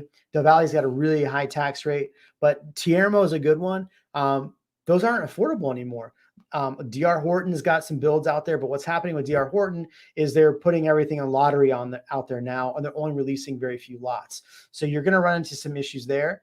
But if you can get out in those areas, I highly recommend it. Getting out as an investment. Now, a lot of investors want to be out there. Ian has definitely recently helped some investors in those areas and some non-investors. So those are some good areas to check out. Ian, what else do you think as far as, I'm going to try you again. Mike is going to let me unmute you. He will not let me unmute you. Did you mute yourself?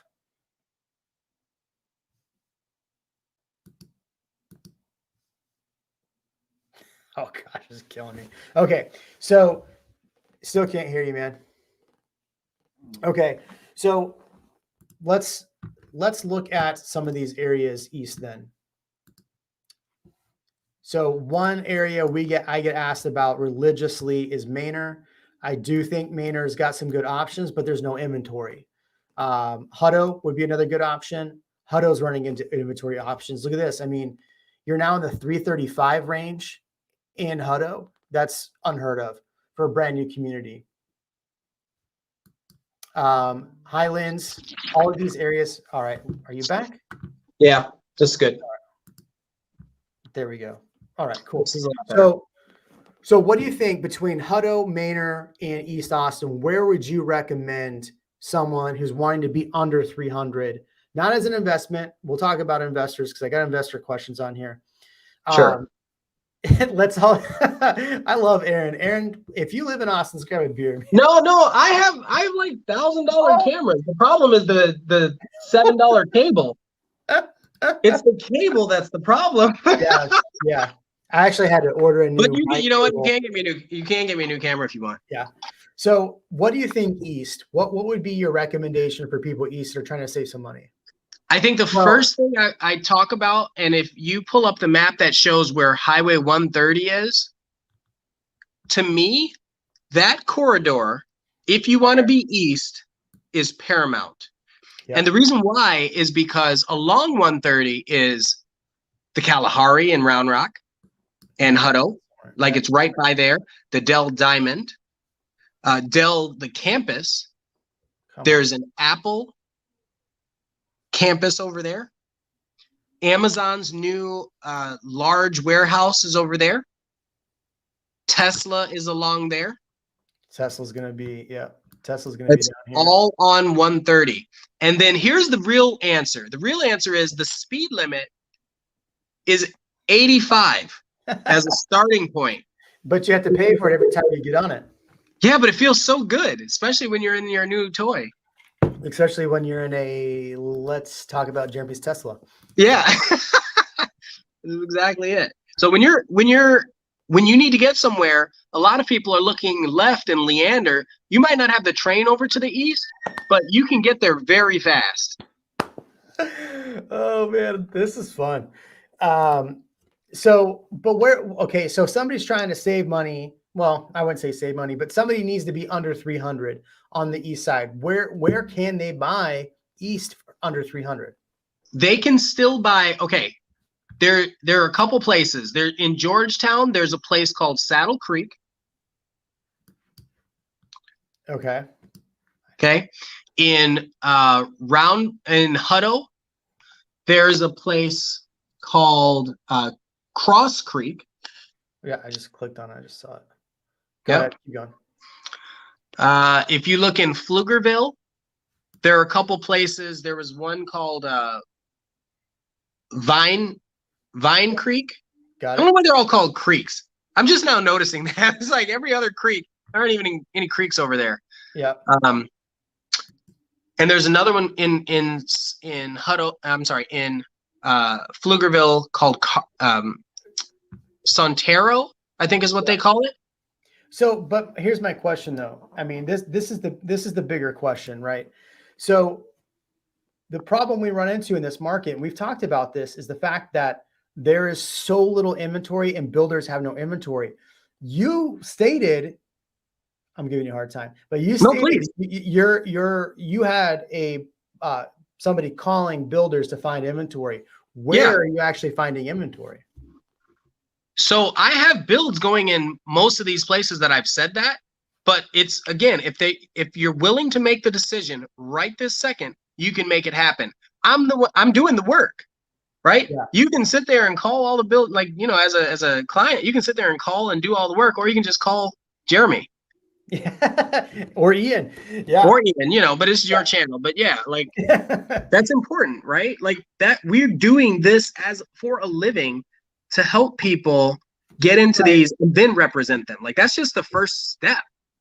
So, but I guess the overall question then is, with all the neighborhoods you talked about, are you actually finding inventory? Because that's the problem I'm running into, is that there might be a property, but that's it. One. Well, you are absolutely right. Today, there's one property. They're going to release 3 more on Friday. You have to be on it. Right. Like we have to be on it so that when someone says, listen, I'm going to come in this weekend, I'm going to fly in, I want to see some places. I mean, if we're not already planning to go to these communities, then you just better be ready to write a check. And if not, then you miss out. So you mentioned Tiermo. Tiermo sold out 2 weekends ago. Yep. I was there. I was writing one of the last contracts. It was somebody we were working with together. So Tiermo, and then they opened another one called Forest Bluff, right up the street from Tiermo. And that is going very quickly as well. Very, very quickly. So that's, I guess, the overarching theme. If you're going to be looking in 2021, you have to be on it with these builders, because the problem, you know, and that's, look, here's a problem. You have to go new build most likely, because resale, we've talked about this, is a massive animal. It is extremely hard. I mean, again, I can't tell you what the listing I just had, but 500 list price, and we are well over 500K. I had clients that are writing $100,000+ over offer listings for listings to try to find a home. So, but the biggest problem in our market is that there's very little inventory in these new build communities. So if you are looking new build, you are going to have to get on top of it really quickly. So if something does come up and it's an opportunity, the biggest takeaway that anyone is watching this stream, if you do find something, you need to jump, because the reality is it will be gone and then the price will go up. Well, right. Yeah. And the builders don't care. I actually got an email, and this is a video I'm working on for my channel right now. I got an email from one of the builders saying, hey, if you're not on your game with your lender, like let's say you use the third-party lender and they're not reporting back to us every week. This is from the builder. They're not reporting back the status of your loan and making sure that we're in good standing. We will cancel your contract and sell your house to someone else. The builder sent that email today to me and the clients.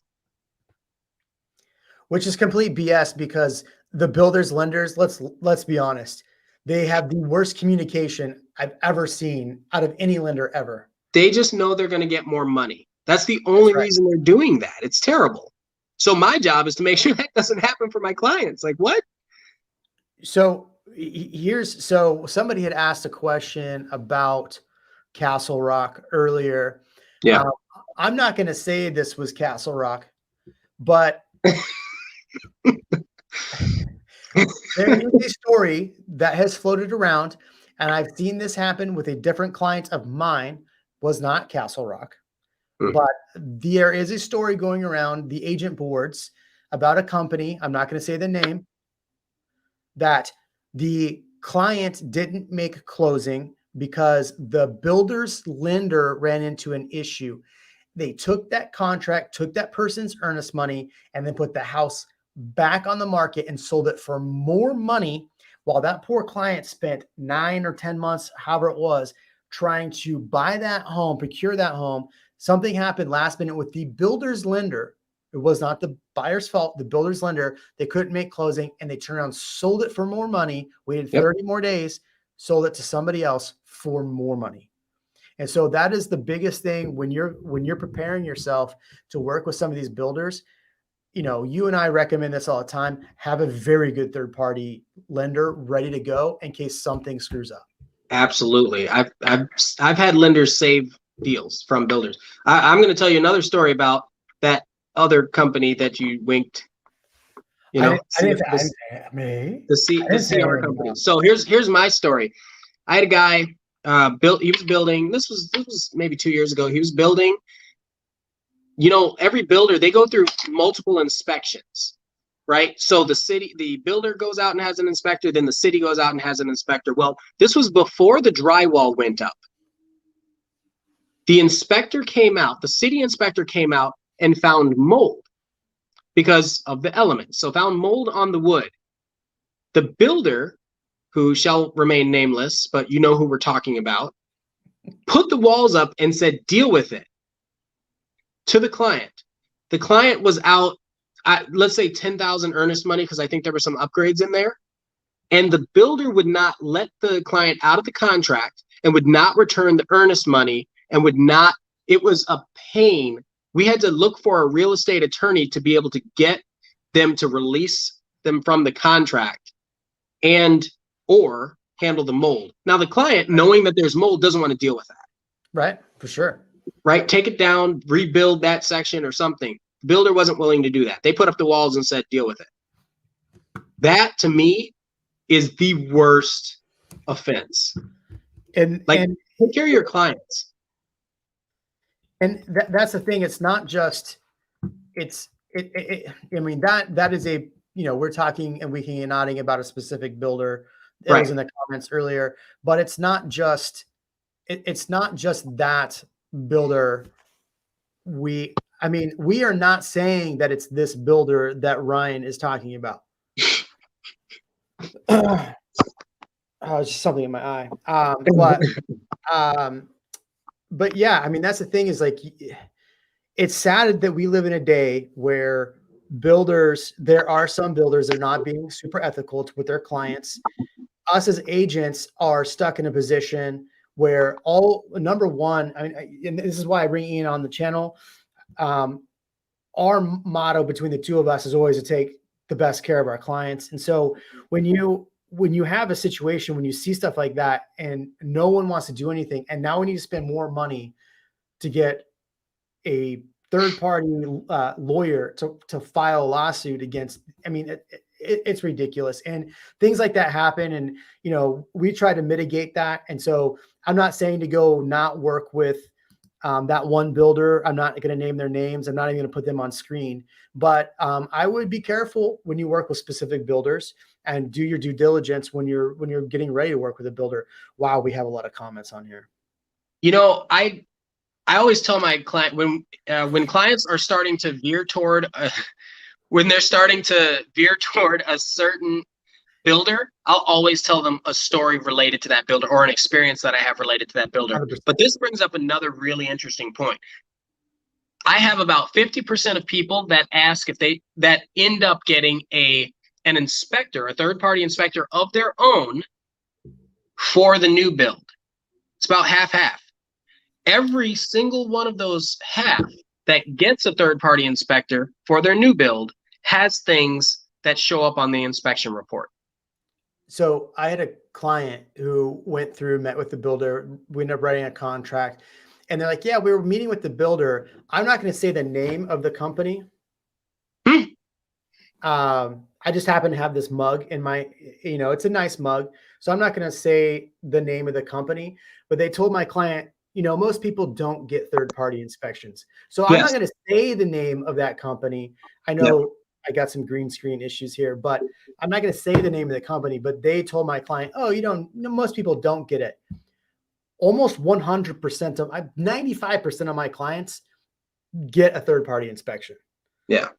I suggested to every one of my clients, but some of them, especially at the price point, it's the price point that drives whether or not they're willing to pay, because that's an out-of-pocket cost.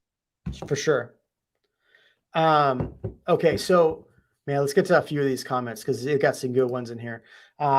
This is a good one. Blackhawk in Pflugerville, Coventry Homes. I have clients working with Coventry right now. So far, good experience. Blackhawk, I think it's a good community. Your thoughts? I love the community. I don't love the tax rate. It is 3.2. Yeah, that's high. I mean, it hurts. It hurts to even think about it. Can't swallow after that. $500,000 property. Right. 3.2. Almost. Yeah. Pacesetter Homes and Blanca Vista in San Marcos. I want you to answer first. I'm gonna get this out of my face. Blanca Vista, love the community. Do not buy towards the south end of the community because it is actually in a flood zone. I ran into that problem with a builder that was called something Haven Homes. God, what's the name of it? Anyway, they didn't tell the client that it was in a flood zone. And so we put under contract to find out later it was in a flood zone and had a really hard time getting our earnest money back. So if you're going to buy in that area, don't live close to where the river is because it is in a 100-year flood zone. Yeah. And Pacesetter, Pacesetter's not the worst builder in the world, but they are a production builder. They build fast. That would be one builder I'd definitely recommend getting a third-party inspection. You know that story of the three little pigs?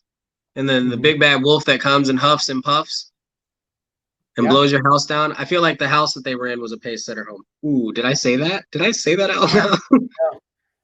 Ian is not drinking either, so he cannot blame this on the alcohol. I, on the other hand, told you it's tequila night. Okay. All right. With all these overbids, what is likelihood that you will see a house will actually appraise close to the bid, especially since many are waiving the appraisal contingency? This is a phenomenal question, Christopher. Agreed. If I would give you money for this question, this would be the question I'd give money. Seriously, this is I want to keep this question up while we talk.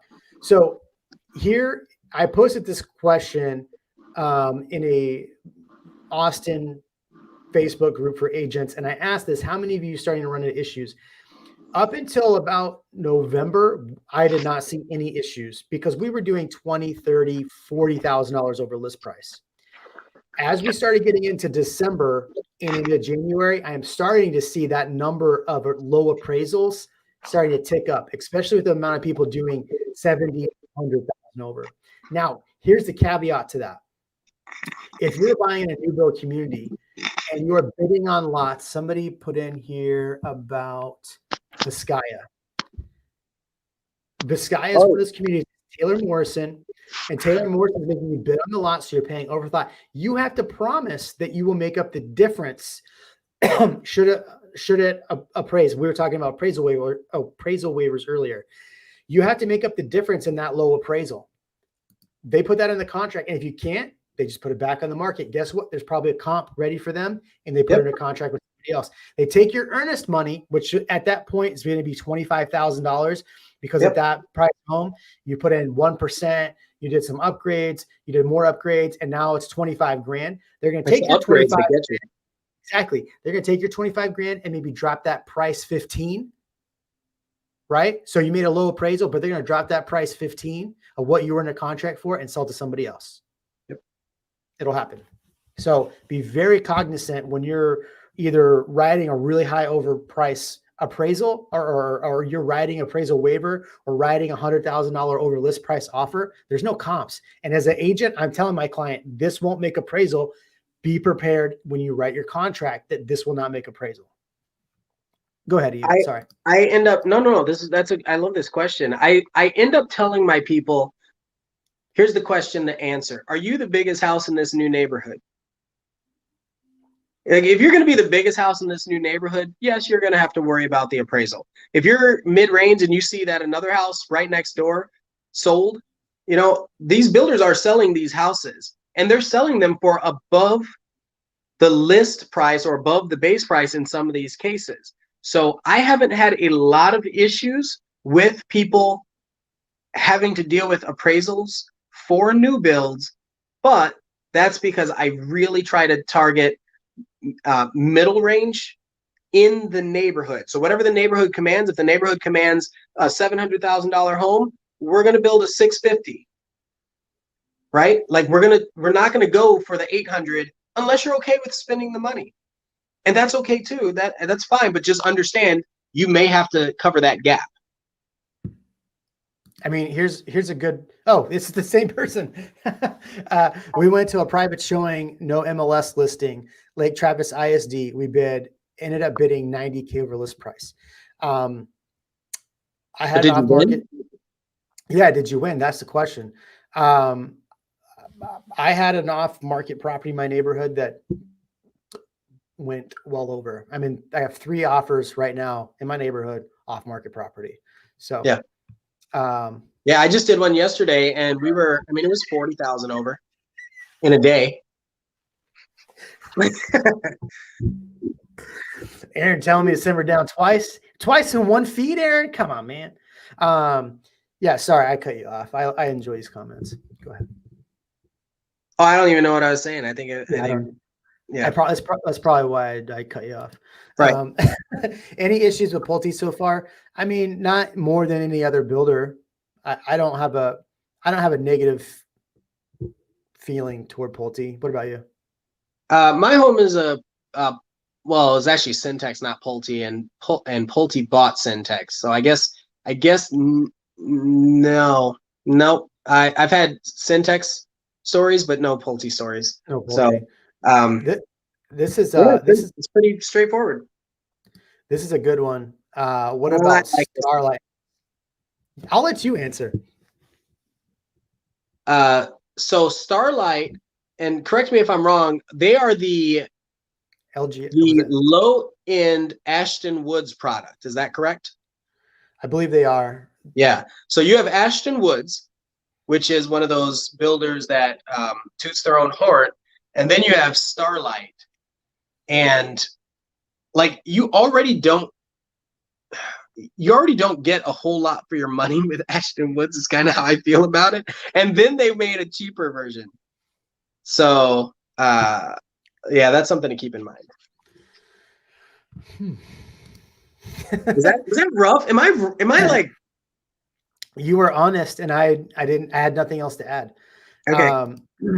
I saved up 20% to buy a 400K home, but now I'm looking at putting 15% because I'm outbid 100% what we're seeing in this market, and only putting 5% down because of mortgage insurance. So yes, so that's what a lot of people are running. In fact, speaking of multiple offers, yeah, I mean that's what's happening. We have I have an offer on a property that's only doing 5% down, and because they're anticipating appraisal issues. Can you explain more about septic in Esperanza? It is an issue. No, septic's not an issue. So they put septic tanks on each lot. So because there's no city sewage, right? So the thing with septic is you will have to have it pumped about every 3 years, 3 to 4 years, depending on the usage. Costly either. Yeah, it's not that costly. About $400, $500 maybe to do. Really, no issues with septic. If you're gonna live in a house 25 years, you may run into issues 25 years down the road. Multiple offers, man. Yeah, so Esperanza, I really do like the community. You can Google it and pull up. There's 2 builders in there. Toll Brothers is one of the builders. I like Toll Brothers. I think here's the thing is you have different echelons of builders, right? You have a below 300. I talked about this in one of my videos. And then you get up to the higher cost. You're going to have some of these builders, even in the higher cost, you're still going to run into some issues. So, I think you'll run into the same issues you'd run into with any builder with Toll Brothers, but I wouldn't persuade you against it. This does Perry Homes. Okay, I don't have anything wrong against Perry Homes, but they annoy me. because of When this. you say they, like the builder annoys you, or like reps at the builder? The reps Yep. bother me. And here's what happens. You take a client and you show them Perry Homes. Perry Homes is very proud of their prices. Yeah. Very proud of their product, which means that they are very expensive for what you're getting. You go to the house next door or the builder next door, and it'll be 50 to 80 grand less. They're very proud of their product.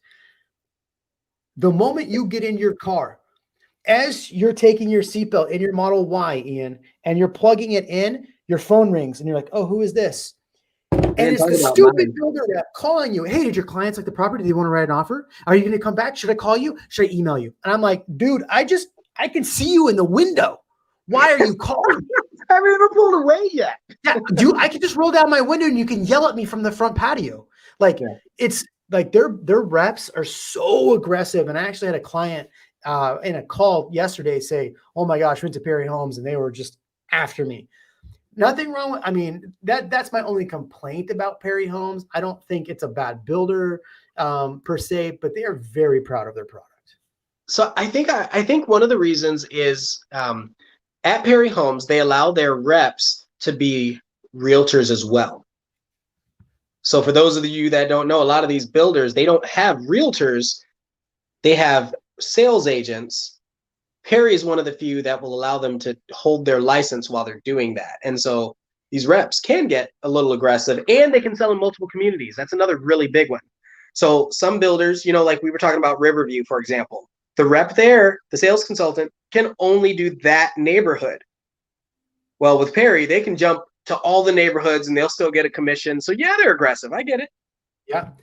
So I got a couple of really good questions in here. Don't let me forget Space Pirates comment, if you can see it on there. Space Pirates. Is that a name or is that the comment? Is that a question? Yeah, it's both. So what is the chance of school ratings going up in new build communities? Say a community has a 4 out of 10. Is your experience that they will go up over time? Yeah, that's a good question.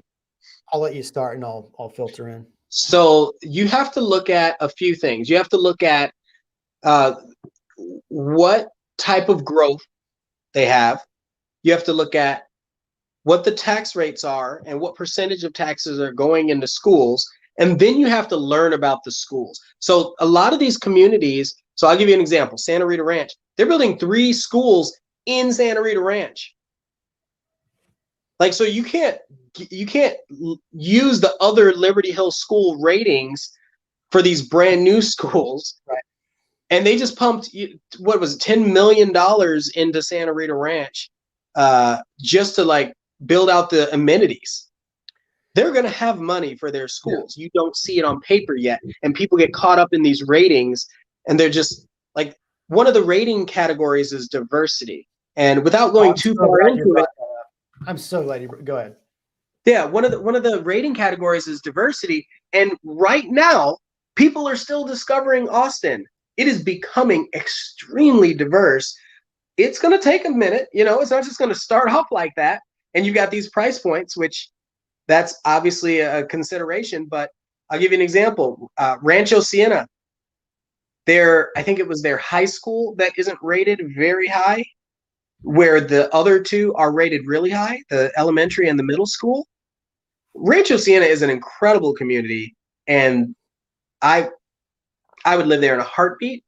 I think the ratings, you have to be very careful how those ratings are created and where you're getting that information from. So there's greatschools.org, there's Niche, there's a lot of places you can go. Just be careful when you're going straight based on the ratings, because those ratings cannot be 100% accurate when you have new developments and new money coming in. Yeah. And with the pandemic, there's just been so much happening that's changed people being, it's changed the way people go to school. That's all I'm going to say about that. Yeah. Well, so the rating. I mean, here's one point in the rating. So Manor Independent School, I actually have a paper here. I mean, I did a ton of research for this video, and I let you do all the talking, which was way more fun than the amount of research I did. But here's a prime example. You have Maynard Independent School District, C, C minus, C plus. Look, teacher ratings is C minus. Diversity is an A minus. So what happens? It's a C overall. Right. It should be a C minus. I mean, your teachers are a C minus. Yeah. I mean, I'm not saying Maynard's bad. I think Maynard's one of those areas that I really think is going to continue to grow. It's not on our list for the top 3, but the what's it called? The superintendent. I met with the superintendent there. They are trying very hard to do a lot for that area. So I don't want to like crap on Maynard, and that wasn't the point of showing you that. I'm just showing you how the rating can affect the school rating. You have the Tesla Terrafactory that's going to be right there. You're trying to tell, I mean, think about how much money is going to go into that area and the economy. As long as the superintendents and the ISD does well with the money, it will be incredible. It has the potential to be incredible. It's just going to be up to the leadership. So to answer this question, Ian hit the nail on the head when he said, get to know the schools, get to know the leadership, and get to know what the plans are in the future before buying in that area. And I think that's because a 4 could go to an 8 or a 9 easily. It's just going to take a couple of years, a couple of really good, leadership changes, and they might have the leadership in place. So, you kind of have to give some of these ratings a grain of salt. Yeah. This is one for me, Ian. I'm sorry, Space Pirate, we didn't get to it yet. BK, Dripping Springs, or Circle C, all are amazing. Help, I'm so confused. We are coming in March from out of the areas. I've had a lot of people buy in Dripping Springs. I've had a lot of people buy in Circle C, and I have a lot of people buy in Bee Cave. Bee Cave, you're going to Lake Travis schools. It's about 35 minutes to downtown from Bee Cave. Dripping Springs, about 35 minutes. Dripping Springs schools, great. Circle C is probably the better rated schools for AISD, but it's only 15 minutes from downtown. All 3 are going to be in the 650 plus range now. Yep. That's it. I mean, I hope I answered that. But going to this, LA says Dripping Springs is the way to go. I agree. Look at that. We rock, dude. Nice. Thank you. Here's a good one. So I gotta get to Space Pirate's question or comment. We'll end with that because I think his comment is really a great comment. Do you think Parker Station developed by D.R. Horton is a good place to live? Good is so darn relative. Gosh, here's the thing.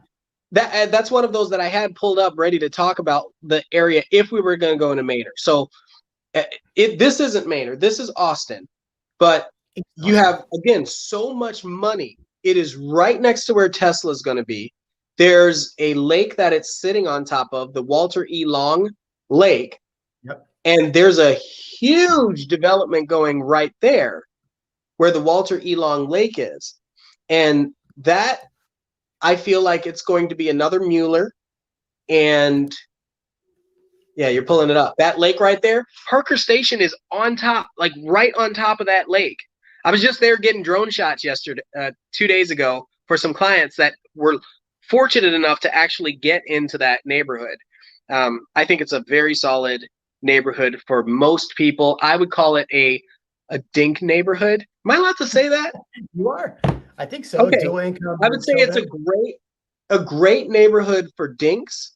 That's just how I look at it. But it could be anybody can live there. Anybody can live. And that's because you are you yourself. Dink? Yeah, there you go. Yeah, well, I mean, I don't have kids yet. No. There you go. Yeah. I like Parker Station. There's one thing I really like about it is that the newer section actually has views of downtown. So under 400 views of downtown. Yep. That's you're not gonna find it. In fact, I don't even see it. No, it's agave. They don't to even the right. Yep. It's not over here. It's Whisper Valley. No, it's just to the left of the lake. Yep. Yeah, right. But it's not even on here. This is a Gotta good one. probably have to zoom in again. Or is this a competitor website? Because if it's a competitor website, they don't want to show you. No, But yeah, it's a home. really cool community. If you're okay with 9 square foot bedrooms, that's why I call it a dink community, right? That's realistically, you know, nine square foot bedrooms for $400,000. There it is. Oh, you have the lake life, you have the walking trails, you have the amenity center. It's all there. You have the view. I'm not going to show the comment, but I'm going to show the. That's funny. Okay. Is that me? Am I the penguin? No. Totally appreciate the idea of getting third-party inspection done on new homes. I agree. All right, so let's end with this question, because this question is going to probably take a little bit. Okay. Do you foresee more liquidity in May, August in this market? Are you waiting for me to answer, or are you answering? Because I've got some answers. I mean, this is something I talk about on my channel a lot. So I'm curious, since I talk about it a lot, I want to hear your perception. Okay. Liquidity is an interesting word. Both Jeremy and myself have a lot of people. Let's change that word to equity. Do you foresee more equity or liquidity? I'm sorry. I think that you can look at this question a couple different ways. Do you think there's going to be more inventory May, August, or liquidity? So I guess the question might be two different ways. So do you think that we can answer it both ways? Because what is the market going to be in May and August? How about that? Yeah. I think what I'm anticipating, and this just goes to what I know both Jeremy and my business have been doing lately, we have a lot of people that are itching and scratching and waiting for an opportunity where even if someone were going to have a hard time getting into the market, having a hard time continuing to pay their mortgage, he said more, or pay for their house, there is a line out the door ready to take that house off their hands. And so I don't really foresee any significant dip in desirability. And because of that, I've got so many cash guys that I can call. Jeremy, you've got cash guys. Like, if someone wants a house and I know something's coming off the market, I will call 50 people right now and say, hey, you want this house? And it will be gone. It's that easy. So liquid, I don't know if that's the word. More inventory? I don't know. He came back and said more inventory. I think that's what they meant. Yeah. So more. Yeah. So I think developers, if they can get their hands on land, and builders can get their hands on land, they might start building more aggressively. But I don't know where that threshold is going to be. That's my worry. My worry is that they might get a little too hot for their too proud for their own good. These builders, they're like dropping realtor commissions. They're, treating clients a certain way, and they're like, we can keep going up in price. I think if anybody kind of kills it, might actually be that. So very, very, very aggressive builders. Inventory. I clicked off. There we go. So let me actually put up the question. That way we can keep it going on the question. Where'd you go? Dang, that was way back there. Okay. Here's my biggest concern. My biggest concern is exactly what you just said. My biggest concern is that builders are not able to catch up. Now, there's two camps of people right now. There's the camp of people that are everything's dying, everything's about to crash, save your money, run for the hills, prices, right? And then there's this type of camp too that are saying, hey, look, what we're seeing in this market is it's super crazy. Get in now before prices get too high. Yep. And I think if you're in that second camp, the reason why you're looking at it going, okay, every month we have an announcement of another major corporation bringing 5,000 plus jobs here. Yep. In 2008-9, when the crash happened, builders stopped building in Austin, which stopped us from having a massive crash in our market. So the Austin market did not see the same dip other places did. Now, here's what we're market. Prices are jumping up crazy. I lived in Phoenix when the market crashed. Prices were through the roof crazy. We had all these bad loans. It was crazy. I mean, literally, like this reminds me of that. The difference is you have better loan types now. It's not those crazy arms. So you're not going to have that arm issue. Are people going to lose jobs still because of the whole, maybe. And a lot of people are losing jobs. A lot of people are going to foreclose. What is that number actually going to be is the question. And on top of that, since so many people are moving here, I mean, look, I had 2 different articles pulled up that I wanted to show people. The number 1 place people are moving in the entire United States is Austin by 2. The next city, we are doubling the next city, which I think Vegas was like number 2, I think on the thing. So why? Because they have land, cheap land. Because there's another Tesla because they still want to be close to California. Because they still want to be close to California. Yeah, and that's it. They still want to be able to go to the beach. I mean, Graham Stephan, good example of that. Yeah. The price of land has to be pretty cheap out there. At some point, the biggest problem we're going to face is the infrastructure issue. Yeah. Granted, we just passed Prop A, Prop B, but my biggest concern with Prop A, Prop B and not raising taxes is the price of taxes increasing to a level, the affordability in Austin, in these other areas, the actual affordability of this area is dead. And that's where we're at, I think now is where we're starting to cross that line, because the median price being in the 450s, people being forced out to Leander. I mean, we're talking about Leander and Georgetown is the best place to be in 2021. Granted, we already knew about Dripping Springs, but we're talking about those areas. There's nothing wrong with Leander or Georgetown, right? But they're 45-minute drive, an hour plus drive, and you're still paying a high tax rate. So if you're looking at that, we're going to keep forcing people further now, and the prices are going to keep going up. And these builders, just like you said, are not getting any better. So to wrap that up in a tight bow for May, August, we might see some more inventory for foreclosures. We might see some more inventory for people that said, dang, my taxes are way high. I got to put my house in the market. I can't pay these taxes next year. We will see those people, and they're going to move to Leander, Georgetown, Liberty Hill, Buda, Kyle, Manor, and move out. So yes, I think we will see more inventory. The downside of that, Ian pointed it out, more people are going to keep buying. There you go. It's a sad reality, but I don't think prices are going to come down this year. I think 2022 we'll see some issues where people, the affordability hits, a lot of those forbearance issues end, and we'll see foreclosures in 2022, but I don't think it's at the rate where we're going to see prices come down 20%. I mean, they went up 20%, almost 20% as of December of this last year. It's crazy. What do you think, Ian? No, you said it very well. I think even if there were foreclosures, like I had mentioned, we still have people that are eager to hop on them. Eager. You know what I compare it to? I compare it to Tesla stock. Right? Do you have Tesla stock, Jeremy? Like just a little bit. Like I don't care if it.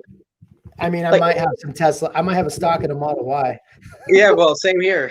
But like just so the thought is, or Bitcoin, Tesla stock or Bitcoin, is it a gamble? I mean, everybody's doing it. Everybody's all into Bitcoin. Everybody's all into Tesla. It's growing. You have got these bullish people, and then you have these people that are afraid of it. It's the same thing with the housing market. The difference is both of the Tesla stock rides on a person, essentially. The real estate market, everybody always needs a place to stay. We have experienced a crash in the past, but not like that in Austin. And now we have such an influx of jobs that I can't conceptualize how, when we didn't do it last time, and the rest of the U.S. had a really tough time, and Austin didn't. I can't conceptualize how we will do worse. Right. I can't wrap my head around that. There's just too much here, too much coming here, too many people that want to be here. Yeah, and I think it's a fair point that people will get tired of it and move out, and move to cheaper places like Dallas, DFW. Companies don't move that fast, though. Companies are slower, right? And that's the thing. The only major company that I've heard moving anywhere is HP to Houston, outside of Austin, is what I'm saying. I mean, they're moving. People are moving, but I mean, I just learned a cool tip yesterday. So Tesla, you know how they build their cars and they have a computer chip in it? So they have a computer, motherboard and all that, and then a computer chip. That's manufactured by Samsung, which is in Austin. Austin, exactly. Like, we don't even know the layers of business that are happening in some of these. Oh yeah, yeah. And I can't. Oh, I gotta hide that word. Can't put that on the C word. Can't put that. I just got demonetized. But yes, that is eating lumber for sure. This one got me pretty good. Y'all know that I'm a homer for Dripping Springs. It's true. I'm not gonna lie about it. All right, so I think that's it for me, man. It's been almost 2 hours. We're gonna hit the mark again for highest, longest. 104 viewers as of right now. I do want to thank everybody that's been on here. I appreciate that you're here. 2021 has started out incredibly hot. 2020 started out not as hot as this, and then all of a sudden died for 2 weeks and then blew up all over again. So everybody thought it was going to stay down too. Yeah. There's so many agents that decided not to work, and I started doing more YouTube videos than I'd ever done for that reason. If I thought, well, if I'm not going to work, I'll do more YouTube videos, and guess what? You and I are very busy for it. So I think it's going to be a crazy year. I'm looking forward to some growth. I'm looking forward to more inventory. So, what do you think? What are your parting words there, big guy?